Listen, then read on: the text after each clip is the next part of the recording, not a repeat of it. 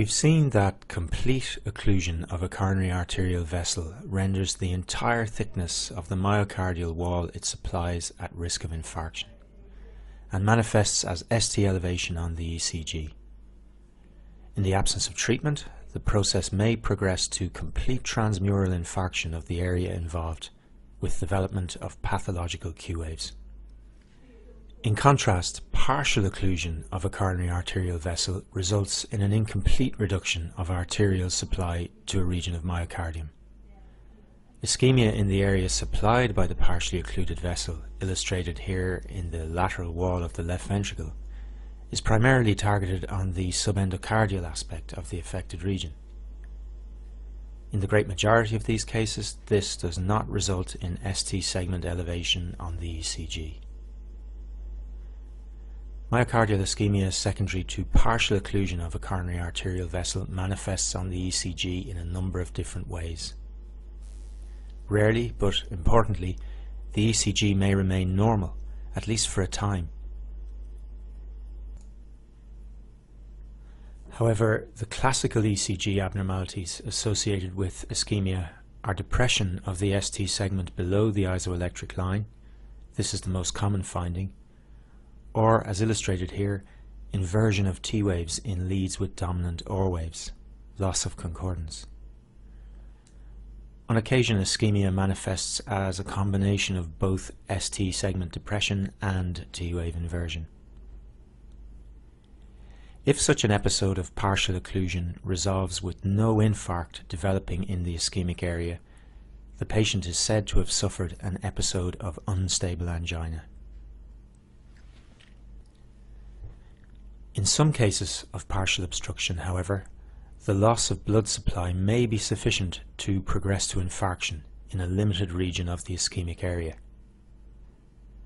The susceptibility of the ventricular wall to this type of partial thickness infarction is not uniform. Again, the subendocardial region seems to be the most precarious in terms of blood supply. The ECG changes associated with infarction in this situation are identical to those of pure ischemia, with depression of the ST segment, T-wave inversion, or both. Unlike infarction secondary to complete vessel occlusion, ST elevation is not observed on the ECG.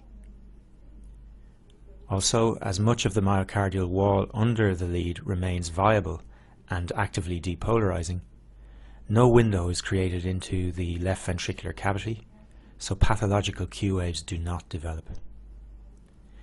This is a non-ST elevation MI.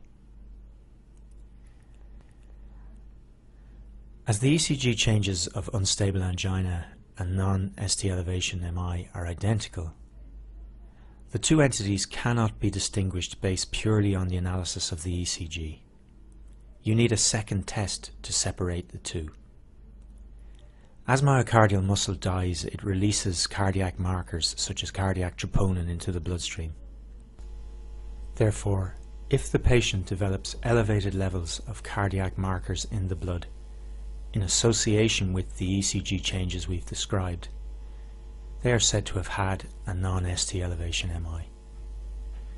If the blood levels remain normal, they have pure ischemia, unstable angina. Unstable angina and non-ST elevation MI are grouped together under the general term non-ST elevation acute coronary syndromes. The mechanism generating ST depression and T-wave inversion in patients with unstable angina and non-ST elevation MI are poorly understood. They may relate to abnormal electrical events at the margins between ischemic and adjacent normal regions of myocardium. Perhaps for this reason, and in marked contrast to ST elevation MI, the distribution of the ECG changes among the leads correlates poorly with the vessel obstructed.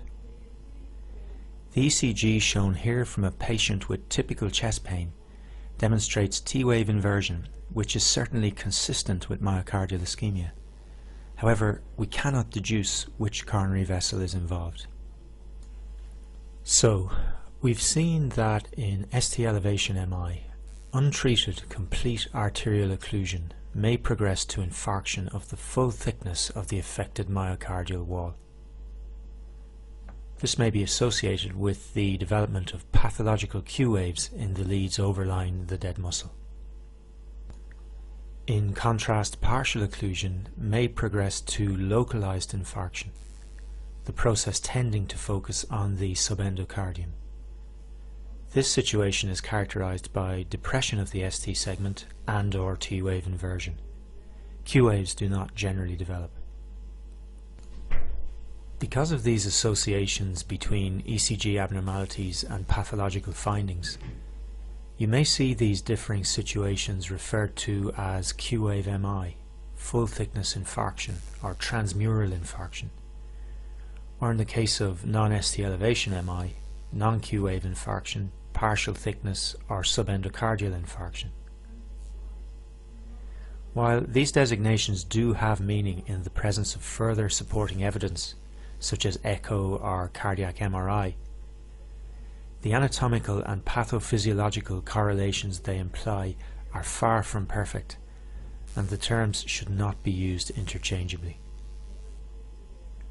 At the present time, when dealing with suspected acute coronary syndrome, the key is the initial diagnosis, followed by accurate identification of the presence or otherwise of significant ST elevation. The latter is the prime determinant of the appropriate treatment pathway.